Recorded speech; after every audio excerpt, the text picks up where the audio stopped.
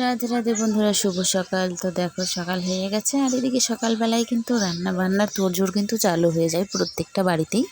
শুধু আমাদের বাড়ি বলে কথা না, প্রত্যেকটা বাড়িতেই কিন্তু এই কাজটি সকাল হলেই করতে হবে, তাই না বলো?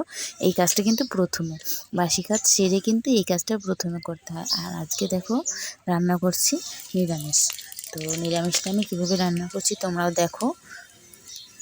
তো দেখো প্রথমে 5 ফোড়ন শুকনো লঙ্কা সম্বারে দিয়ে দিয়েছি তেলের মধ্যে। তারপরে কিন্তু আমি একটু মুগের ডাল সম্বারা দিয়ে দিয়েছি। মুগের ডাল দিয়ে যারা মানে আমার না প্রথম যখন নিরামিষ করতাম ভাবতাম কীভাবে রান্না করব, কীভাবে কেমন হবে জানি না, কিন্তু এখন কিন্তু রান্না করতে করতে একটা আইডিয়া এসে গেছে। তো তোমরা যারা প্রথম নিরামিষ রান্না করছো তাদের বলবো এইভাবে রান্না করো, কেউ বলতে পারবে না যে খারাপ হয়েছে, ঠিক আছে? তো চলো, তারপর দেখো ডালটা একটু নাড়াচাড়া করে হালকা লাল লাল হওয়ার পর কিন্তু আমি দেখো সবজিগুলো যা যা কেটেছিলাম, আলু, বেগুন, তারপরে সিম দিয়েছি, গাজর দিয়েছি, মূলো দিয়েছি, ফুলকপি দিয়েছি, সব সবজি দিয়ে দেওয়ার পর কিন্তু নাড়াচাড়া করছি। নাড়াচাড়া করতে করতে তার কাঁচা লঙ্কা ফাটিয়ে দিয়েছি, আর হলুদ লবণ পরিমাণ মতো তোমরা দিয়ে দেবে যতটা সবজি থাকবে। তো তারপর দিয়ে দিয়েছি, দেখো দিয়ে ভালো করে নাড়াচাড়া করছি। তো এইভাবে কিন্তু নাড়াচাড়া করতে হবে অনেকক্ষণ, যতক্ষণ মানে সবজির ঝোলটা শুকিয়ে না আসছে ততক্ষণ কিন্তু নাড়াচাড়া করতে হবে। তো দেখো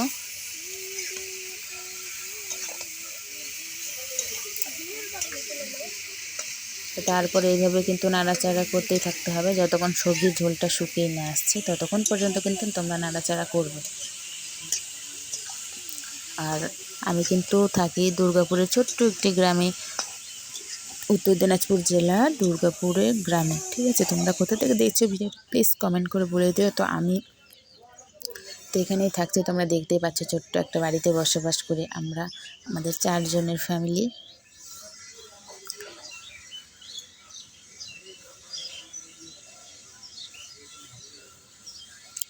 তো দেখো গাছের টাটকা সবজি রান্না খেতে ভালো লাগে, তাই না বলো? গাছের টাটকা সবজি কিন্তু সবারই খেতে কম বেশি ভালো লাগে। তো সেই জন্য দেখো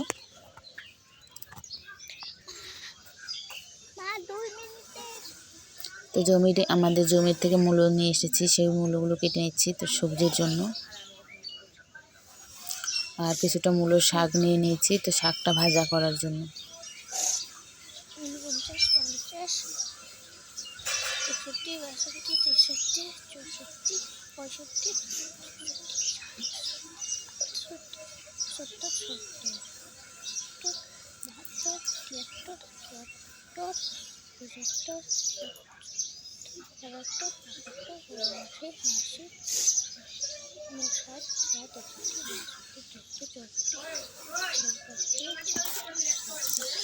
তোমরা কে কোথা থেকে দেখছো কমেন্ট করে কিন্তু বলে দিও, ঠিক আছে?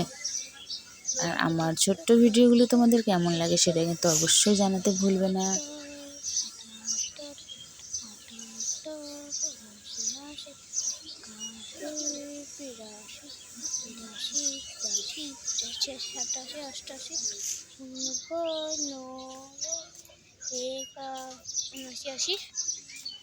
তো এক এক করে কিন্তু সব সবজিগুলোই আমি এভাবে কেটে নিচ্ছি।